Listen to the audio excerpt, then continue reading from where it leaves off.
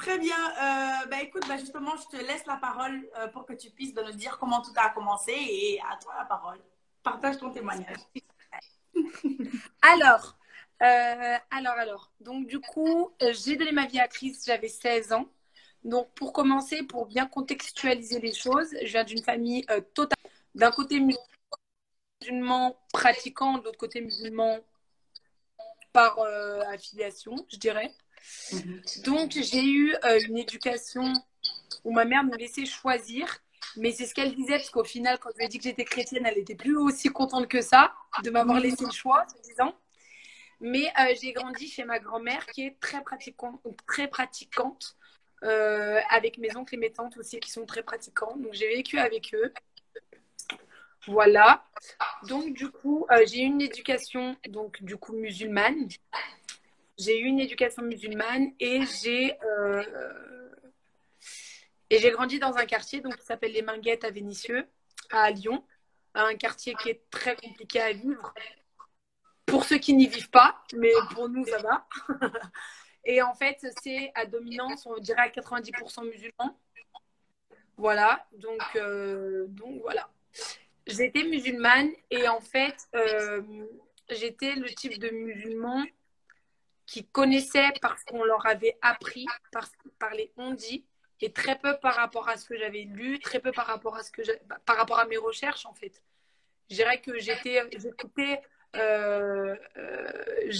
mon oncle, ma tante, ma grand-mère, leur donner le bon Dieu sans confession. Tout ce qu'ils me disaient, c'était la vérité. Donc du coup, voilà. Pour aussi contextualiser les choses, j'étais très violente, en fait. Très violente, vous allez comprendre pourquoi je vous dis ça. Donc, j'étais beaucoup dans la bagarre, dans toutes ces choses-là. C'est pas que je provoquais les gens, mais je savais très bien répondre, malheureusement, et de façon très violente. Donc voilà, donc j'ai grandi comme ça. Et en fait, un jour, j'ai des amis des amis chrétiens, en fait, et je savais pas du tout parce que c'est vrai qu'à l'époque, les chrétiens, ils parlaient pas de leur foi. Ils allaient pas se poser en disant ouais, t'as vu, on est parti à l'église, on a fait ci, ça, Ouais. pas du tout en fait. Comme moi, j'allais pas dire ah franchement, j'étais à la mosquée et tout, je partais avec Ambrine, ça s'est super bien passé. Non, on ne parlait pas en fait, on était tous Ouais. potes et puis c'est tout. Et en fait, un jour, ce qui s'est passé, c'est que euh, j'étais j'étais avec des amis et ils m'ont dit qu'il y avait un barbecue. Euh, J'étais à un barbecue et tout. Et donc, du coup, ils m'invitent. Et du coup, j'y suis allée. Et en fait, je me suis rendu compte que c'était une église qui organisait ça. Mais moi, j'avais jamais vu les églises. J'avais jamais vu les églises de cette manière-là. Pour moi, les églises, c'était des églises. Comment ça s'appelle? C'était des églises catholiques, les cathédrales. Excusez-moi, mais euh, vides. Pour moi, il y avait personne à part les enterrements et des fois les mariages ou les baptêmes à la limite, parce que j'avais une église en bas de chez moi. Voilà, pour moi, c'était ça. Et pas du tout ce que j'ai rencontré, en fait. Donc déjà, je me suis dit, waouh, je suis tombée dans une secte. Je suis tombée dans une secte, c'est hyper bizarre, même si c'est mes potes, genre, c'est bizarre quand même. Et en fait, j'ai écouté leur discours et leur façon de parler était tellement différente de tout ce que j'avais entendu parler de toute ma vie, en fait. Genre, je voyais des jeunes de mon âge qui connaissaient, qui savaient de quoi ils parlaient, qui connaissaient un Dieu que je connaissais pas, en fait. On n'avait pas du tout la même vision des choses. Et en fait, moi, j'étais vraiment dans le côté, je vais vous contrer. Jésus-Christ, c'est pas le fils de Dieu. Jésus-Christ, c'est pas le fils de Dieu. Mohammed, c'est le dernier prophète. Vous allez tous en enfer, vous dites n'importe quoi, vous êtes des mécréants. Tout ce que les musulmans peuvent dire d'un chrétien. Mais en fait, je me suis rendu compte également qu'ils me posaient des questions. Et des questions. On a un pro-muslim là. Ça va être cool, on va pouvoir discuter. Du coup, ce que j'ai fait, c'est que je me suis rendu compte qu'ils parlaient de sujets que je connaissais pas, qu'ils parlaient d'un Dieu que je connaissais pas, qu'ils avaient des valeurs qui n'étaient pas du tout les mêmes qu'on m'avait inculquées, mais qui étaient très belles. Mais c'est surtout qu'ils m'avaient indignée par leur façon de dire que Dieu est Christ est Dieu, qu'il est mort à la croix, alors que les musulmans ne le reconnaissent pas, toutes ces choses-là. Et donc, du coup, ils m'ont posé des questions. Et en fait, moi, je rentrais tout le temps dans l'affront. Et j'étais tout le temps dans l'affront. Et tous les musulmans, même s'il y en a qui sont aujourd'hui connectés, ne peuvent pas dire qu'on ne rentre pas dans l'affront quand on nous dit ça, parce que pour nous, c'est consternant, c'est choquant que tu nous dises que Christ est Dieu. Donc, en fait, c'est comme si ça réveillait une colère sainte. Et pas, en fait, t'es offusqué, t'es pas content, en fait. C'est comme si tu manquais de respect à Dieu. Donc, sachant que j'étais quelqu'un de très violente, je rentrais dans des débats genre sans fin et ils me répondaient avec un amour. Genre, je me disais, mais comment, genre, c'est limite, je vais les frapper là, et ils sont là à me dire, non, mais dis-nous ce que tu veux dire, qu'est-ce que. Et en fait, ils m'ont posé des questions, je me suis rendu compte qu'il y avait des choses que je savais pas. Il y avait des choses que je savais pas. Je voulais que rentrer dans le débat et imposer qui j'étais. Sauf que eux ne m'imposaient rien du tout. Ils me disaient en ce qu'ils croyaient, et bon, que je fasse ce que bon me semble, en fait. Si je voulais croire, gloire à Dieu, si je voulais pas croire, tant pis, en fait. Et du coup, c'est pas ce qu'on m'avait appris. Et ce qui s'est passé, c'est que du coup, c'est que j'ai complètement arrêté d'aller dans cette église-là, même si j'avais bien aimé. Et j'ai commencé à aller à la mosquée, et surtout commencer les cours coraniques. Donc, j'allais au cours coranique le vendredi, et j'allais à la mosquée, et j'allais le mardi au cours biblique de cette église-là. Parce que en fait, voilà, mon but, en fait, c'était que, vu que les réunions des jeunes étaient tous les samedis, que le samedi du mois d'après, je puisse revenir, en fait. Revenir avec... Vous avez vu? J'avais raison. Vous êtes faire, convertissez-vous. Enfin, voilà, comme ça. Et en fait, ce qui s'est passé, c'est que je suis allée au cours coranique. Et déjà, je me suis rendu compte que ce que ma famille m'inculquait, c'est qu'en fait, si c'était ça le vrai islam qu'on m'inculquait au cours coranique, c'est rien que ma famille, rien que les gens que je côtoyais, rien que tous les musulmans que je connaissais depuis toute ma vie, suivaient un pied dedans, un pied dehors, en fait. Et du coup, je me suis dit, bon, Laura, toi, t'es une vraie musulmane, c'est fini, tu vas leur apprendre la vie, même aux gens de ton entourage, tu vas leur faire comprendre que c'est pas ça d'être musulman. Et donc, du coup, j'ai commencé à suivre. Et en fait, plus j'étudiais le Coran, et plus je me disais, peut-être que j'aurais dû m'arrêter à ce qu'il m'avait dit. Parce qu'en fait, il y avait des choses qui étaient... Il y a des belles choses. Mais en fait, ces belles choses-là sont tirées de la Bible. En fait, il y a des belles valeurs. On peut pas dire que tout le Coran est une incitation à la haine, tout le Coran est un mensonge, tout le Coran est ci, tout le Coran est ça. Non, parce qu'il y a des choses qui sont tirées de la Bible, en fait. Parce qu'ils prônent que c'est la suite, bien qu'ils prônent que ce soit falsifié pour attester de la véracité du Coran. Non, mais voilà, c'est très paradoxal. Très paradoxal, mais il y a quand même des valeurs qui sont inculquées, des choses qui sont dites, qui viennent de la Bible, et des belles choses, en fait. Donc, ce qui s'est passé, c'est que je me suis dit, ah ouais, c'est compliqué, donc du coup, je vais continuer. Et j'ai arrêté les cours bibliques. Parce qu'en fait, en commençant les cours bibliques, j'ai commencé à croire ce que la Bible disait. Et j'ai commencé à aimer ce qu'il disait. J'ai dit, hors de ma vue, Satan. Genre, j'ai jeté ma Bible et tout. J'ai jeté ma Bible et tout. Et salut. J'ai jeté ma Bible et tout. Et je me suis dit, mais ça va pas. Reprends-toi, Laura. Reprends-toi. Pardon. Satan veut m'attirer dans ses griffes et tout. Genre, laisse tomber. Donc, j'ai continué les cours coraniques. Et en fait, vraiment, je vais pas mentir. Je ressentais toute une contradiction. En fait, je ressentais des choses qui n'étaient rien à voir avec ce que j'attendais. Moi, j'attendais vraiment quand j'allais rentrer dans l'islam, à changer du tout au tout. Que cette violence-là parte, que cette incompréhension parte, que la connaissance entre, toutes ces choses-là. Donc, j'ai commencé à chercher. J'ai lu des livres aussi en dehors du Coran. J'ai commencé à regarder aussi les débats religieux, toutes ces choses-là, parce que j'avais soif d'apprendre. Moi, j'avais envie d'apprendre. Et j'avais envie de plaire à Dieu. Alors qu'il était Allah, Jésus ou Pierre, Paul ou Jacques, moi, j'avais envie juste de plaire à Dieu. J'avais juste pas envie d'aller en enfer. Et, on peut dire ce qu'on veut. Et c'est vrai. Et les musulmans également. Ceux qui diront c'est pas vrai, c'est dommage, ce serait se voiler la face. Parce que mes amis qui sont musulmans aujourd'hui, qui sont même voilés, le c'est par peur d'aller en enfer et c'est pas par envie d'aller au ciel qu'on a envie de plaire à Dieu. Quand on est musulman, on a quand même peur d'aller en enfer parce qu'on nous décrit quand même l'enfer. Et cet enfer-là, t'as pas envie d'y aller. Et en fait, c'est ça que je trouvais hyper intéressant dans la Bible, c'est qu'on nous apprend, on nous fait comprendre que l'éternité commence à partir du moment où tu acceptes Christ. Amen. Donc ça commence maintenant. Amen. Et qu'en plus, la gloire de la seconde maison est plus grande C'est que la plus grande première. que celle de la première. Et c'est là où tu dis, donc ça veut dire que la gloire de la première maison, elle est déjà pas mal, mais la seconde, elle sera encore au-delà. Donc c'est là que tu dis, ah ouais, j'ai envie d'aller dans la seconde maison. C'est des choses-là, en fait. Et c'est ce genre de choses-là qui me faisait comprendre que. Ensuite, effectivement, quand j'ai commencé à lire la Bible et toutes ces choses-là, moi, j'ai grandi sans papa. J'ai grandi avec des failles parentales. J'ai pas grandi avec ma maman. J'ai été très malade petite. Plein de choses comme ça. Et je voyais qu'il était le Dieu qui guérit. Genre, j'avais appris que chez les musulmans, on disait Allah Wa'alem. Moi, quand je suis tombée malade, on m'a dit c'est le mektoub. C'est ce que Dieu veut. C'est comme ça. Alors que la Bible dit tout le contraire. Ça vient de Satan et que Dieu te donne la capacité de pouvoir passer au-dessus. Et en fait, moi, c'était des choses, des raisonnements. En fait, je me disais, mais ça bascule tout raisonnement humain. Là, on passe à un autre niveau. Là, c'est autre chose. Là, il y a un truc qui se passe. Et en fait, ce qui s'est passé, c'est que donc, du coup, j'ai continué à aller à l'église. Et plus j'allais à la mosquée au cours coranique, et ça allait en contradiction.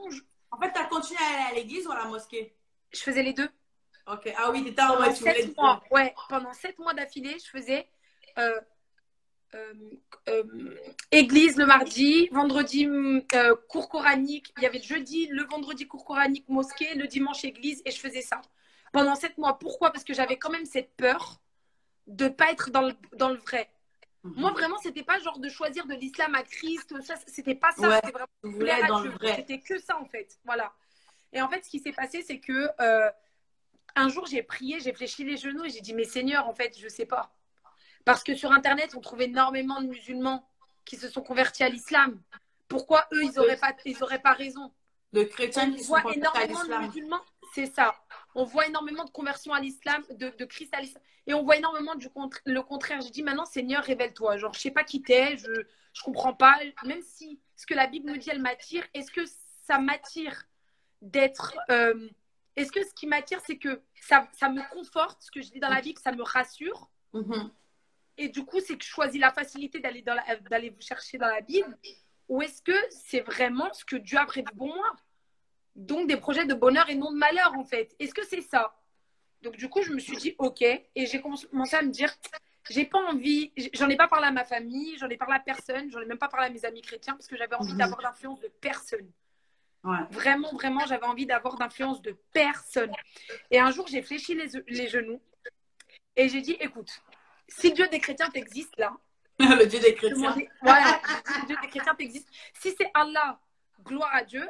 Si c'est le Dieu des chrétiens, gloire à Dieu. Je ne sais pas qui t'es, mais donne-moi une réponse, j'ai besoin de savoir. Jésus ne m'est pas apparu dans ma chambre. Allah ne m'est pas apparu dans mes rêves. J'ai pas vu d'ange, j'ai pas vu toutes ces choses-là. Mais ce que Dieu a fait pour moi, ce qui peut être différent pour quelqu'un d'autre, c'est que Dieu a attisé un peu une soif de lire la Bible, de la dévorer tous les jours. Ça veut dire que j'en pouvais plus.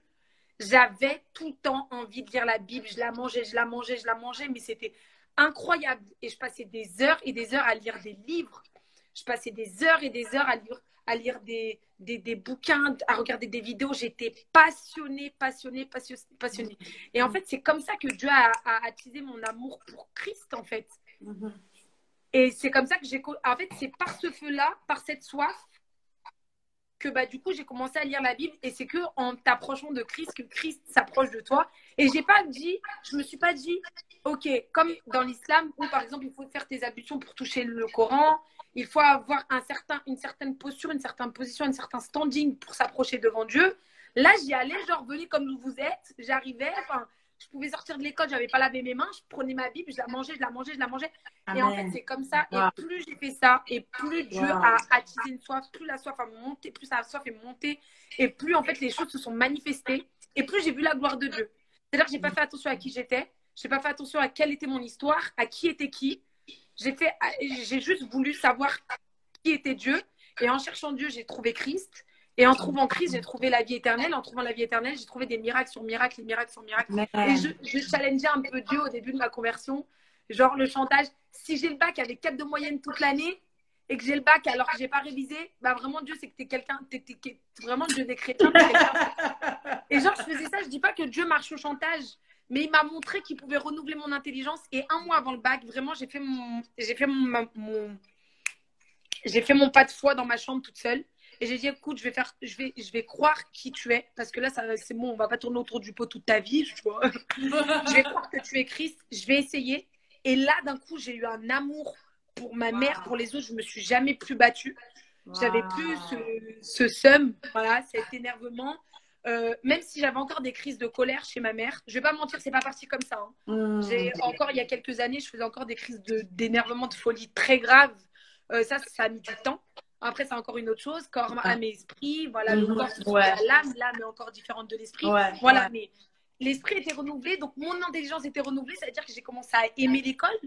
Bien que j'étais dyslexique, bien que j'avais plein de problèmes, je zozotais, je bégayais, j'étais dyslexique, j'avais vraiment des problèmes à l'école en fait. J'ai commencé à aimer genre un mois avant le bac et je me suis retrouvée, et au bac, je me suis retrouvée avec à l'oral des 19, 18 sur 20, alors que en un mois, j'ai rattrapé le retard de toutes mes années, de toutes mes années d'études. Et plus le temps passait, et plus Dieu me montrait qu'il était là, plus Dieu me montrait voilà, que c'était incroyable. Et en fait, je pense que cette question va être posée, mais je préfère y répondre, comme ça je ne déborde pas trop. Ma famille, comment elle l'a reçue, c'est qu'en fait, quand tu vois comment Dieu change quelqu'un, quand tu vois que la personne, elle passe de Goliath à David. Voilà. Quand la... Je l'avais pas encore senti. Ok. Voilà. Quand tu passes d'une personne extrêmement violente avec les gens dehors, j'étais tellement timide que je le ressortais en extraverti. J'étais très extravertie, mais en fait, c'était pour cacher une timidité. Quand tu es là, tu fais des grands gestes, tu parles fort, tu fais ci, tu fais ça, c'est pour te prouver à toi-même, en fait, que tu es quelqu'un, alors que tu as honte, quoi. Et plus c'est passé, et en fait, ma mère a vu le changement, et elle m'a dit, mais même là, même... Bon, vous ressemblez. Ouais, on nous le dit tout le temps. C'est bon, on nous le dit tout le temps. En fait, ce qui s'est passé, c'est que... Ouais, vraiment. En fait, ce qui s'est passé, c'est qu'il y a un moment où Dieu te change tellement, même si ça met du temps. Et en fait, plus ça met du temps, et plus Dieu agissait dans ma vie, et plus ma mère m'a dit, mais même si tu étais bouddhiste, même si tu m'aurais dit Dieu des plantes, là, vu comment Dieu agit dans ta vie, je t'aurais suivi aussi. En fait. Et c'est comme ça que ma famille, voilà, bon, il y en a qui l'ont très, très, très, très, très, très mal pris. D'autres qui voulaient me défoncer, me frapper, me tuer, j'ai tout eu. Très logique, mais bon. Mais j'ai tellement pas eu peur, et ils se sont tellement dit,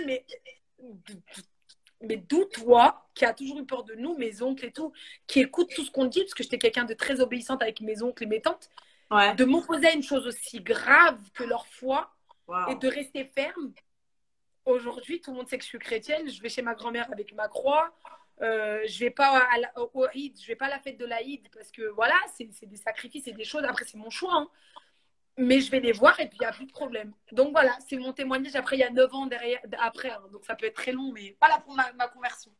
Waouh, amen. Pure et gloire à Dieu. Mais c'est vrai que tu as dit beaucoup de choses intéressantes dans ton témoignage. À un moment donné, tu as dit oui, mais peut-être en fait que je veux choisir la facilité. Parce que c'est vrai que j'ai déjà, lors de mes débats ou de mon évangélisation envers des musulmans, on m'a déjà sorti ça 1 ou 2 fois. On m'a dit, oui, mais de toute façon, vous êtes chrétien parce que vous aimez la facilité. Vous êtes chrétien parce que on a l'impression que tout est beau, tout est rose.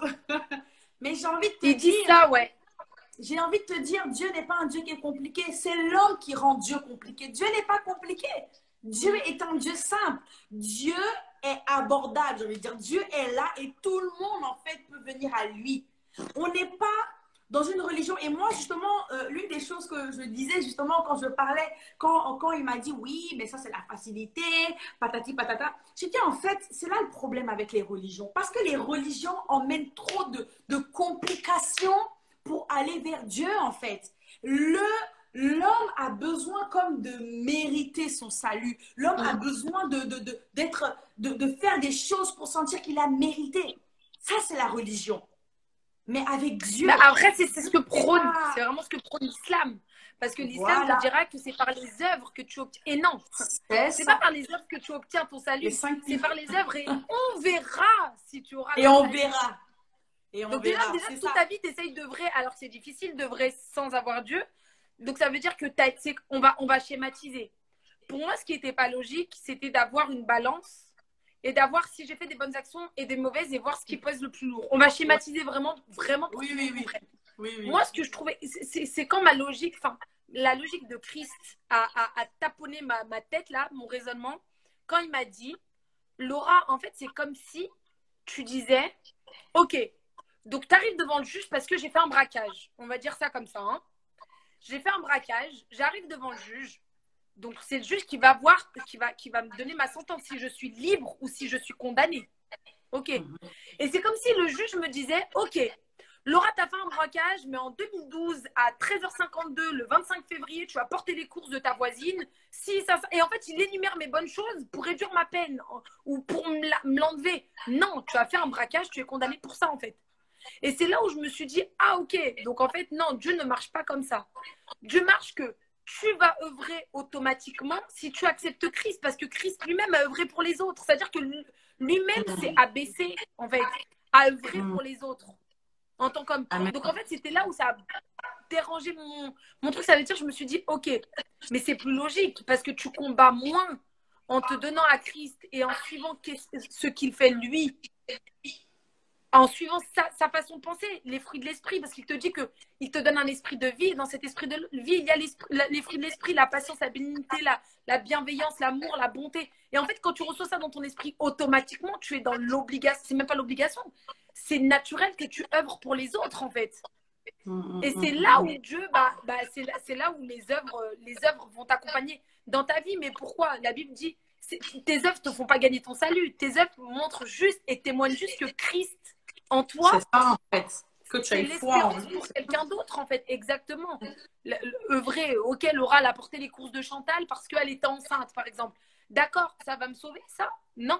Et Mais puis, ça va aider Chantal, ça va aider Chantal ou la voisine de Chantal qui est enceinte, qui ne croit pas en Dieu, qui va se dire, ah franchement et tout, celle-là, à chaque fois, dans mon immeuble, il n'y a qu'une seule chrétienne, c'est que elle qui vient tout le temps me demander si ça va. C'est ça en fait, témoigner Christ.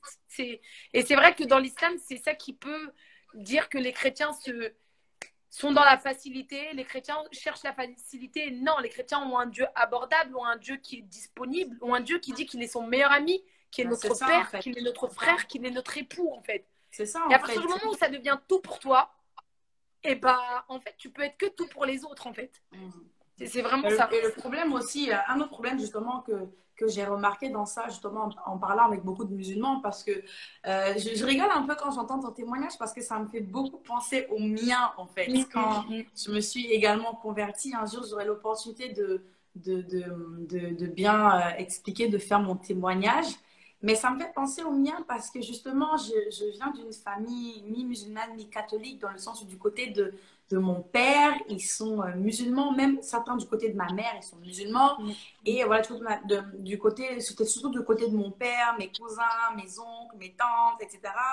Et du coup, j'ai grandi dans les deux religions, en fait. Oui, parfois j'allais à l'église, mais en même temps, tu vois, j'avais une mosquée en face de chez moi, j'avais une école coranique en haut, même si je ne suis pas allée. Mais parfois, j'essaie de faire le ramadan, tu vois. Parfois, quand j'essaie d'aller prier, de faire les ablutions, voilà. J'ai un peu grandi dans les deux, j'ai un peu entendu les deux contextes, mais bon, moi, je m'en fiche, hein. Moi, c'était Dieu, et tu crois en Dieu, et puis c'est bien. Tant tu crois en Dieu, peu importe, c'est bien, tu vois.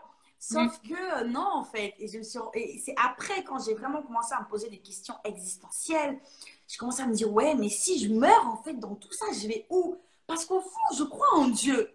Mais si je crois en Dieu, je crois aussi qu'il y a le paradis, mais je crois qu'il y a l'enfer. Mais c'est quoi, en fait, qui va me qualifier pour aller au ciel? C'est quoi qui va me qualifier pour aller en enfer? Parce que, honnêtement, entre toi et moi, là, si je devais mourir, je vais en enfer, c'est sûr, tu vois. Ouais, mais même moi, ma vie de débauche que j'avais, ma vie de péché, de mensonge, de vol, de tout ça.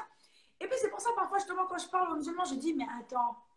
Parce que parfois, je leur dis, oui, mais est-ce que tu es sûr que si tu meurs, tu vas aller où?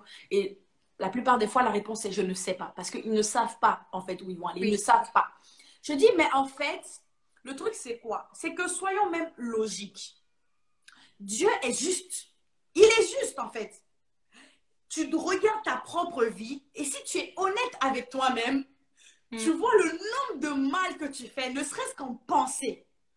Ensuite, les actes, les paroles et toutes ces choses. Si Dieu est juste, en fait, hein, honnêtement, quand tu vas te retrouver devant Dieu, tu auras plus de péchés que de bonnes actions. Parce qu'il y a plein de choses qu'on fait qui ne sont pas bonnes, en fait. Mais au final, la religion va te centrer sur toi-même. Qu'est-ce que toi t'as fait? Toi, t'as fait ceci, t'as fait cela, alors que l'évangile, c'est pas toi, C'est la c'est lui. relation. C'est lui. Qu'est-ce que lui, il a fait pour toi? C'est pas ce que toi t'as fait, mais c'est ce que lui, il a fait. La religion, c'est de tout faire pour se battre, pour aller vers Dieu, tout faire pour plaire à Dieu. Mais le problème, c'est que l'homme, dans sa nature, est pécheur et ne pourra jamais atteindre Dieu s'il a encore sa nature de pécheur. Peu importe les actes qu'il va faire, peu importe même les bonnes actions, j'ai envie de dire qu'il va faire, il ne pourra jamais atteindre Dieu.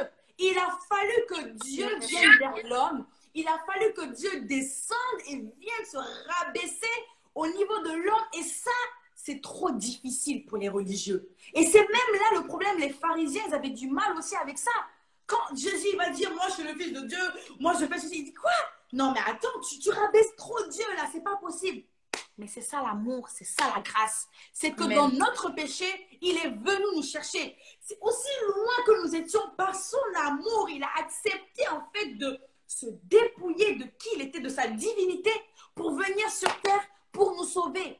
Parce que personne d'autre ne pouvait venir nous sauver si ce n'est Dieu lui-même. En fait, on était trop perdus. On était trop loin. Et c'est pour cela même que souvent quand je vais parler, même aux musulmans, je vais leur dire, en fait, vous savez, il ne s'agit pas de religion. Il ne s'agit pas de dernier livre. Il ne s'agit pas de dernier prophète. Non, il s'agit de l'être humain qui s'est éloigné de Dieu à cause du péché et qui a besoin maintenant d'un sauveur pour être sauvé. Il ne s'agit pas de religion, il ne s'agit pas d'actes à poser, mais il s'agit de l'homme qui a besoin d'un sauveur pour être sauvé. Et c'est exactement ce que Jésus-Christ est venu faire à la croix. C'est pour ça d'ailleurs qu'il est né d'une femme vierge seulement et non d'une relation, parce qu'il ne fallait pas que le péché là de Adam et Ève lui soit transmis. C'est pour ça qu'il n'a fait aucun péché et qu'il fallait qu'il prenne notre place afin que quiconque décide de mettre sa confiance en lui et au fait qu'il est mort pour nos péchés, Dieu le pardonne et il recommence à zéro. Et Dieu change sa nature de pécheur, il devient saint. Et c'est la raison pour laquelle il peut aller au ciel maintenant, parce qu'il a changé de nature. Pas parce qu'il a fait de bonnes actions. Ce n'est pas question de religion. Oui, le dernier livre. Oui, mais il a écrit ceci. Oui, non. C'est l'histoire d'un monde qui s'est perdu et qui a besoin d'un sauveur. Qui a besoin d'être sauvé, en fait. Et c'est là où, justement, ils disent non, mais c'est la facilité. Non, mais le problème, c'est que justement, la religion met trop de complications. Et là, par exemple, on va parler, parce que ton témoignage, c'est l'islam, on parle de l'islam. Mais la Bible est accessible à tout le monde. C'est pas en une seule langue que tu es obligé d'apprendre une langue pour parler à Dieu, pour comprendre Dieu. Non. Toutes les langues, là où tu es, tu peux avoir Dieu est universel. C'est ça, il n'y a pas qu'une seule langue pour que tu puisses, c'est pas que là pour que tu puisses lire le Coran ou lire. Non, Dieu, il est accessible partout. Tout le monde peut le trouver. Tout le monde, parce que Dieu est bon. Dieu est bon. Il n'y a pas de favoritisme. Non, Dieu est bon et il est pour tout le monde. Quiconque veut s'approcher de lui peut, par le sang de Jésus, grâce à Jésus. Et c'est l'opportunité que nous avons aujourd'hui. C'est l'opportunité que le monde a aujourd'hui. Ils ne se rendent pas compte. Et je vais faire une petite parenthèse parce que la dernière fois, je parlais avec une tante à moi qui était catholique aussi, qui me disait, oui, mais quoi? Donc, Jésus, ça veut dire que tu crois en Jésus et tu vas au ciel, etc. Et non, mais c'est trop facile. Et je disais, mais en fait, Tata, le problème, c'est quoi? C'est que, en fait, je pense que beaucoup de gens n'arrivent pas à comprendre c'est quoi l'amour de Dieu. C'est ça, en fait. L'amour, c'est se sacrifier. Ouais. L'amour, c'est donner sa vie. L'amour, c'est se dépouiller de tout ce que tu es pour l'autre. Et c'est exactement ce que Jésus a fait pour nous, en fait. C'est qu'il n'a pas regardé à lui-même. Vas-y. C'est que ça, pardon, je te coupe, hein. C'est que ça, par exemple, les musulmans ne le reconnaissent pas. Que Christ est mort à la croix. C'est pour ça que moi, je me dis que je ne peux pas blâmer un musulman en face de moi qui va me donner ces théories et toutes ces choses-là et essayer de me prouver par A plus B, bien que moi, je ne sais que ce n'est pas le cas, mais ils ne le reconnaissent pas. Ouais. Et on ne peut pas dire que l'islam et le christianisme se ressemblent.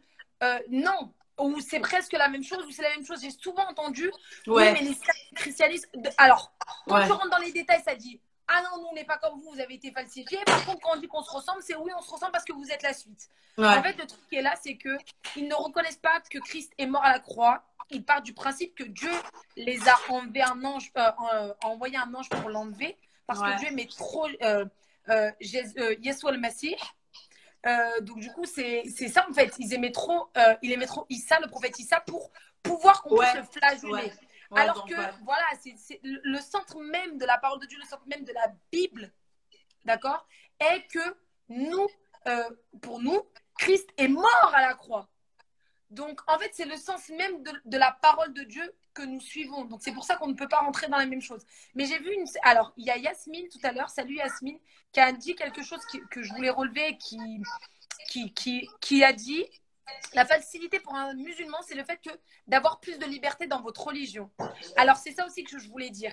Un musulman va penser qu'un chrétien a le droit d'aller en boîte de nuit, à mettre des mini-jupes, à mettre des leggings serrés, à montrer ses formes, a le droit de dire des gros mots, a le droit de boire de l'alcool à outrance. Non. Quand on voit une personne qui porte une croix parce qu'elle a fait la première communion et que tu lui dis qu'est-ce qu'elle est, elle te dit qu'elle est chrétienne, mais qu'elle vit sa vie normale. Non. Quand on te dit que tu es un chrétien né de nouveau, t'inquiète pas que c'est à la limite où on va pas être plus couvert. C'est différent. Il y a chrétien par affiliation comme par affiliation. C'est ça. Parce que voilà, après, on ne peut pas en vouloir non plus aux personnes qui ne connaissent pas Christ et qui ont été éduquées par des familles, qui sont catholiques et qui veulent quand même donner des valeurs bibliques, mais qui ne sont pas axées sur Christ. En fait, donc, effectivement, non, nous, on n'a pas, c'est pas qu'on n'a pas le droit, c'est que ça relève du bon sens de Christ, il te dit que les impudiques n'hériteront pas du royaume des cieux. L'impudicité, ce n'est pas que la fornication. L'impudicité, c'est manquer de pudeur, c'est ne pas être pudique. C'est-à-dire que si tu ne forniques pas, mais que toute ta vie, tu te mets en... Après, je juge personne, parce que tout ce qui n'est pas fruit d'une conviction est un péché. Mais si tu t'habilles de façon très provocante, que tu parles mal, que tu bois à outrance et que tu... Voilà, toutes ces choses-là, et que tu ne reflètes pas Christ... Bah non, en fait. Bah oui. Et d'ailleurs, on se pose des questions sur le Jésus que tu as reçu, parce que la Bible est claire. Vous les reconnaîtrez à leurs fruits. Ça veut dire qu'en tant qu'enfant de Dieu, en tant que chrétien né de nouveau, il y a des fruits qui doivent sortir, parce que la Bible dit que la foi sans les œuvres, elle est morte. Elle est morte. Ça veut dire que, en fait, tu dis avoir foi en Jésus, mais les œuvres n'accompagnent pas. C'est que ta foi, elle n'est pas active en fait, elle est inactive. En fait, elle est morte. Donc, c'est pour ça que, justement, dans la Bible, il y en a qui va dire que toi, tu peux parler, mais moi, par mes œuvres, je te montre ma foi. Je te montre en fait que j'ai été renouvelée. Je te montre que ma vie, elle a été changée en fait. Parce que quand Dieu vient dans ta vie, c'est pas juste une histoire d'apparence. Parce que aussi, l'une des choses que j'ai remarqué, c'est que dans la religion en général, les gens sont beaucoup dans l'apparence. Et ça, même, c'est l'une des choses que Dieu condamnait avec les pharisiens, avec les religieux, parce qu'il les a même traités de tombeaux blanchis. Ça veut dire que, en fait, c'est blanc, il y a la peinture blanche, mais c'est un tombeau. En fait, c'est mort, il n'y a rien à l'intérieur. Ça veut dire que c'est vide, en fait. C'est qu'il y en a beaucoup qui sont dans l'apparence pieuse, le fait de faire des trucs, faire ceci, il faut ça, il faut faire ça, il faut mettre une bougie, il faut faire ci. Non. Et Dieu confond toujours. Hein. Dieu confond au bout d'un moment. Dans le cœur, il y a le manque de pardon, il y a la rancune, il y a la haine, mais c'est juste l'apparence qui montre que c'est joli. Mais le problème, c'est quoi? C'est que dans il y a une soeur qui dit Jésus et ses insultes, je t'assure, espèce de tombeau blanchi. Et donc, en gros, la religion, justement, est beaucoup... veulent justement... donc, justement, les religieux sont beaucoup dans l'apparence parfois, mais leur vie, en réalité, ne change pas. Et moi, l'une des choses que je dis, quand tu rencontres Christ, tu ne peux pas rester la même personne. Parce que Dieu, il vient te changer de l'intérieur. C'est à l'intérieur d'abord qu'il vient changer, en fait. Et quand il fait cette transformation, forcément, il y a des choses qui changent. Moi, je me rappelle aussi, je disais croire en Dieu, mais je faisais ma vie. Je continuais à aller en boîte, j'écoutais des musiques mondaines, je m'habillais de manière impudique, je parlais mal. En fait, je faisais ma vie, en fait. Je faisais ma vie. Ça veut dire que je priais juste et après, je faisais ma vie. Et beaucoup, justement, de ceux qui disent, voilà, être dans la religion, c'est exactement ce qu'ils font, en fait. Ça veut dire que ils sont justement dans ce qu'on peut voir, en fait. Mais en réalité, il n'y a pas de relation intime avec Dieu, en fait. Ça veut dire que tu fais ta prière et quand tu as fini, tu vas à tes occupations, tu vas faire ta vie, tu continues à faire ce que tu as à faire. Alors qu'en fait, que quand tu es en Christ, quand tu viens à Jésus et que Jésus te rentre en toi, il change ton cœur, alors là, ta vie, elle change aussi. Tu peux. Mais ta vie est une louange, en fait. C'est ça, en fait. Prière. Oui, il y a des temps de prière, toutes ces choses-là, mais quand Christ te transforme, la relation qu'on a avec Dieu, ça veut dire que même aller faire les courses, pour moi, c'est devenu un parfum de bonne odeur pour Dieu. C'est-à-dire que je vais faire les courses dehors, je sais très bien que je vais pas aller m'embrouiller avec la caissière qui fait la tête de 10 pieds de temps, elle tombe son visage comme ça, je vais pas aller l'insulter. Moi, j'étais comme ça, hein. Moi, t'es pas contente, je vais lui... Si la fille, elle est là, elle... comme ça, je vais lui dire, mais en fait, je comprends pas. Si tu veux pas travailler, si t'aimes pas travailler, je te travaille. Je vais rentrer dans des trucs comme ça. Si t'es pas content, t'es pas fait des études, fais un truc. Alors que, ouais, j'ai changé. Heureusement. Bon, il y a des fois des choses qui reviennent, hein, je vais pas mentir, parce que ce serait mentir de dire que en 9 ans, tout est. C'est pas vrai. Tout n'est pas. Voilà. Tout n'est pas tout fait, tout n'est pas tout rose. J'ai encore. Ouais, bah oui, c'est ça. Qui arrive. Voilà. C'est pas tout d'un coup. Il y a des choses pour lesquelles qui sont radicales, il y a des choses qui changent, mais il y en a d'autres, c'est un processus. Il y a des choses qui prennent du temps. C'est ça. Et il y a justement Yasmina qui a dit à l'heure actuelle, je trouve qu'on n'a pas assez de connaissances envers les autres religions pour faire un choix éclairé. Juste. Mais j'ai envie de te dire, Yasmina, c'est vrai que tu peux chercher à avoir la connaissance, à faire tes propres recherches. Et moi, c'est exactement ce que j'ai fait parce que j'étais en fait partagée. Je ne savais pas en fait s'il fallait que je suive l'islam ou s'il fallait que je suive Jésus. Parce que du côté de ma famille, de l'autre côté, les musulmans me disaient non, il faut être musulmane, c'est la vérité, c'est ça. Mais du côté des catholiques, on me disait qu'il fallait être chrétienne, que c'est la vérité. Au final, c'est quoi la vérité? Chacun a sa vérité. Donc moi, j'ai envie de te dire, demande à Dieu lui-même. Et c'est ça que moi je dis souvent en fait aux musulmans. J'ai dit en fait, tu as peut-être été éduqué dans la religion, c'est ça que tu as appris, voilà, c'est ce qu'on t'a montré. Mais aujourd'hui, pendant quelques minutes de ta vie, pose-toi la question et demande à Dieu qui il est, de se révéler personnellement à toi. Personnellement à toi. Et qui il est pas de la même manière. C'est ça Comme il s'est révélé à Chantal, comme il s'est pas révélé de la même manière à moi qu'à Chantal. Et même si c'était le même procédé, ce sera pas de la même façon. C'est ça. Donc, Chantal, j'ai 12. Il faut qu'on passe aux questions. Ouais, ah oui, c'est à 20h? Non, c'est à 19h30, mais j'ai prévenu. Ah, ok, d'accord. Très bien. Donc, les questions. Donc, il y a quelqu'un qui a dit comment faire pour attirer ses amis musulmans à Jésus. Je m'attendais à cette question. Alors, c'est une très bonne question. D'ailleurs, j'ai fait une vidéo là-dessus et je pense que c'était totalement pas la réponse que les gens attendaient. J'aimerais vous dire, pour que les autres acceptent Christ, vous devez connaître Christ. Qui est Christ? Vous-même. Je ne parle pas de votre ami. Parce qu'on ne peut pas présenter Christ à quelqu'un si on ne le connaît pas réellement.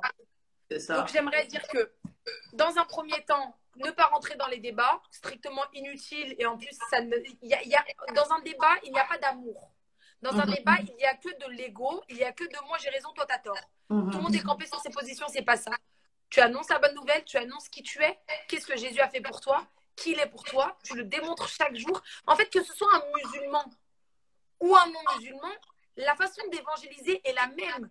Tu présentes un Christ qui t'a transformé, tu présentes Jésus qui il est, et c'est comme ça. Des fois, en fait, c'est pourquoi les gens demandent si les musulmans c'est différent ou pas. Parce que les musulmans ont de la connaissance. Ils savent de quoi ils parlent. Et en fait, les chrétiens ont peur de prêcher l'évangile aux musulmans parce qu'ils n'ont pas assez de connaissances. En fait, moi je le dis parce que moi c'était mon cas aussi. Enfin, c'était différent. Mais quand j'ai voulu, quand je me suis rendu compte que j'étais face à des fois des musulmans qui me mettaient qui me posaient des questions où je me disais, oula, je me disais, avant de vouloir présenter Christ et être sûr, tu n'as pas la science infuse. C'est-à-dire que tu n'as pas la science infuse, tu ne peux pas répondre à tout. Mais en fait, quand tu vas te retrouver face à une personne, quand elle va te poser des questions, oui, mais alors si, et alors ça, alors comment ça se fait que si, alors comment ça se fait que ça, tu peux juste répondre par des témoignages qui te sont arrivés, en fait. Juste ça. Ouais, mais ça veut dire que si ces personnes sont des intellectuels, si on parle avec de vrais musulmans, après les musulmans, un pied dedans, un pied dehors, c'est très facile. Hein. S'ils veulent, tant mieux. S'ils veulent pas, tant pis. Et après, ils font leur connaissance. Genre comme moi au début. Genre, on m'a lancé on m'a même pas lancé 2-3 versets. Ils m'ont présenté un Dieu d'amour. Et quand je suis rentrée dans l'art, dans le débat, ils sont pas rentrés dans le débat. Et c'est leur attitude qui m'a fait réfléchir. Donc, je vous dirais non, d'arriver avec l'islam, c'est pas la vraie religion. Vous allez en enfer. Bande de mécréants. Nanani, franchement, ça vraiment, ne marche faut pas faire ça. Ça brusque et ça veut te dire que vous n'êtes pas rempli d'amour. Je vous dirais, lisez vos Bibles, pas la connaître par cœur, pas connaître forcément des versets par cœur, mais lisez vos Bibles, vivez Christ au quotidien. Soyez un témoignage vivant. Voilà. Et quand votre vie va être un témoignage, vous pourrez juste démontrer Christ. C'est-à-dire que c'est comme les gens qui disent, oui, mais comment on fait pour guérir un malade ou quoi que ce soit. Mais en fait, c'est simple. Quand tu connais Christ, quand tu sais ce que Christ a prévu pour toi, quand tu connais les promesses de Christ sur ta vie, quand tu connais le chemin que Christ a fait dans la Bible, quand tu connais ce que Christ a fait, qui était Christ lui-même, en fait, vivre l'évangile, c'est hyper simple, les gars. C'est simple et précis. Donc, qu'ils soient musulmans ou pas, je vous dirais juste de ne pas rentrer dans un débat avec un musulman, parce que déjà, vous allez vous retrouver coincé si vous vous retrouvez devant un musulman qui est très calé en théologie. Et vous allez, voilà, il va se dire, eh ben, je me retrouve face à quelqu'un encore qui n'a pas de réponse. Et là, ça va la conforter à ce qu'elle croit, alors que ce n'est pas la vérité. Ouais, voilà. C'est ça. Ok. Alors, il y a quelqu'un qui demande, donc rapidement, Laura, ta famille t'a-t-elle persécutée ou pas? Ma famille m'a persécutée. Ma mère, non. Après, elle s'est revendiquée musulmane une fois que j'ai dit que j'étais chrétienne, parce qu'elle n'a jamais dit, elle l'a jamais. Enfin, c'est pas qu'elle l'a pas dit, mais elle l'a jamais pratiqué. J'ai des oncles, oui, j'ai eu des menaces de mort. À l'époque, je travaillais chez Lacoste. Et quand mon oncle a appris, en fait, il m'avait appelé. Quand ma mère a failli décéder parce qu'elle est handicapée. Et elle était tombée dans les escaliers. Et du coup, voilà, elle était dans le coma et tout. Et en fait, mes oncles étaient venus et il m'a dit, j'ai appris que tu étais chrétienne. Est-ce que c'est vrai? Et au moment où j'ai eu peur de lui dire, parce que mon oncle, c'est pas un musulman très tendre, en fait. Lui, il a pas de problème à couper les deux jambes, en fait. Il a aucun souci avec ça. Hein. Avec son passé judiciaire, j'avais un petit peu peur quand même. Ouais. Et en fait, du coup, il m'a envoyé un message. Et au moment où j'allais lui dire non, il y a un verset que j'avais sûrement dû lire à l'époque, mais que je ne connaissais pas, qui disait « Renie-moi devant les hommes et je te renierai devant le Père. » Oh, Au moment où j'allais dire non, j'ai dit « Ah !» J'ai dit ouais, je suis chrétienne. Et en fait, ça l'a tellement choqué que je lui dise, genre, comme ça. Bon, il a cru que c'était sans gêne, mais non, parce que j'avais un certain respect pour lui quand même. Il m'a dit, il m'a insulté. Il m'a dit, je vais te tuer. Il a appelé à mon travail, je travaillais chez Lacoste, menace de mort, on va faire sauter la part Dieu, le centre commercial. Et si ça. Ah ouais, bon, c'était horrible. Oh genre, mon patron me ramenait à la maison, je n'ai pas pu vivre chez ma mère pendant quelques temps parce que j'avais trop peur qu'il vienne chez ma mère et tout. Et puis un jour, il s'est calmé. Et puis, il s'est calmé tout seul, en fait. Mais en fait, je pense que j'avais tellement pas peur et j'ai tellement prié pour que Dieu touche leur cœur, que Dieu l'a fait, en fait. Dieu l'a fait dans le sens où ils n'ont pas donné leur vie à Christ encore, mais Dieu a fait qu'il a dit qu'il était mon arme et qu'il était mon bouclier, en fait. Donc, j'avais pas peur. Voilà. Donc maintenant, personne ne me persécute. Ok, une dernière question qui dit, après avoir accepté Christ, as-tu des moments où tu doutais et souhaitais revenir en arrière en islam? Non, jamais. J'ai jamais douté de ça. Par contre, j'aimerais quand même le préciser parce que je pense qu'il y a des chrétiens. J'ai jamais voulu parce que je savais pourquoi j'avais donné ma vie à Christ. Je savais pourquoi j'avais donné ma vie à Christ. Je savais qui était Christ, sauf que dans l'église où j'étais, j'ai eu beaucoup de persécutions. Et je n'avais jamais vu des gens aussi... Après, pas tous, hein, mais des jeunes aussi méchants, mauvais. J'ai subi beaucoup de racisme. Hein. J'étais dans une église congolaise et le fait que je sois arabe, je me faisais insulter tout le temps, toutes ces choses-là. Et en fait, j'ai vécu des choses très graves dans mon ancienne église que j'avais jamais connues dans le monde. Des persécutions hors du commun, en fait. Et je m'étais dit, et en fait, par contre, je me suis retrouvée devant Dieu en disant, Seigneur, en vérité, si je t'ai donné ma vie à Christ, si je t'ai donné ma vie et que je suis sortie de l'islam et que j'ai pris le temps de t'aimer et de peut-être me faire renier par ma famille, j'ai fait tant de sacrifices, pourquoi alors en tant que chrétien, je vis ça, en fait? Ça. Et après, plus tard, en grandissant, je me suis rendu compte que c'était des personnes à l'apparence de la piété, alléluia, alléluia, mais c'était des personnes pourries à l'intérieur, très méchantes, très violentes. Ouais. Et en fait, je continuais à tendre l'autre joue, et plus je tendais la joue, et plus on me flageolait, plus on me... Non, c'est pas que les Congolais. C'est pas que les Congolais, parce qu'il y avait d'autres. Il y avait des Congolais, mais il y en avait d'autres. Hein. Les chrétiens terroristes. C'était à dominance congolaise. Mais c'était... Voilà. Donc, oui, j'ai pas douté de revenir dans l'islam. Mais j'ai demandé à Dieu pourquoi tu m'as fait sortir de l'islam où j'avais un certain confort, où personne ne me cassait la tête. Parce que les musulmans s'aiment entre eux. Et les chrétiens ne s'aiment pas entre eux. Enfin, les crétins, je dirais, parce que les chrétiens sont censés s'aimer.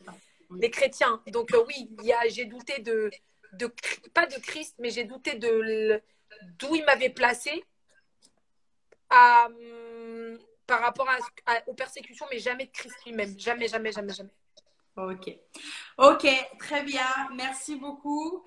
Du coup, bah, je vais justement, pour toutes ces personnes aujourd'hui qui nous regardent, peut-être que tu es musulmane, peut-être que tu n'es pas musulmane, et aujourd'hui tu as entendu parler de Christ et tu veux rencontrer ce Dieu-là. Tu veux réellement qu'il se manifeste à toi. Tu veux accepter Jésus parce que tu as compris en fait que le salut était en Jésus seul et en ce qu'il avait fait pour toi à la croix. Et j'aimerais justement te donner l'opportunité de pouvoir accepter Jésus et faire partie de la famille de Dieu. Donc, si tu es là, j'aimerais que tu puisses prier avec moi. La Bible dit que si tu crois dans ton cœur que Jésus est le Fils de Dieu et que tu crois que Jésus est Seigneur et que tu crois que Dieu l'a ressuscité d'entre les morts, alors tu seras sauvé. Donc là où tu es, j'aimerais que tu puisses fermer les yeux et que tu puisses lever les mains et que tu puisses faire cette prière avec conviction, avec foi. Laura, je vais tout simplement te demander de répéter après moi pour avoir le tempo. Donc, donc tu vas prier avec moi et tu vas dire merci Seigneur. Merci Seigneur. Pour ta parole que j'ai entendue aujourd'hui. Pour ta parole que j'ai entendue aujourd'hui. Je crois que tu es le Fils de Dieu. Je crois que tu es le Fils de Dieu. Et que tu es mort pour mes péchés.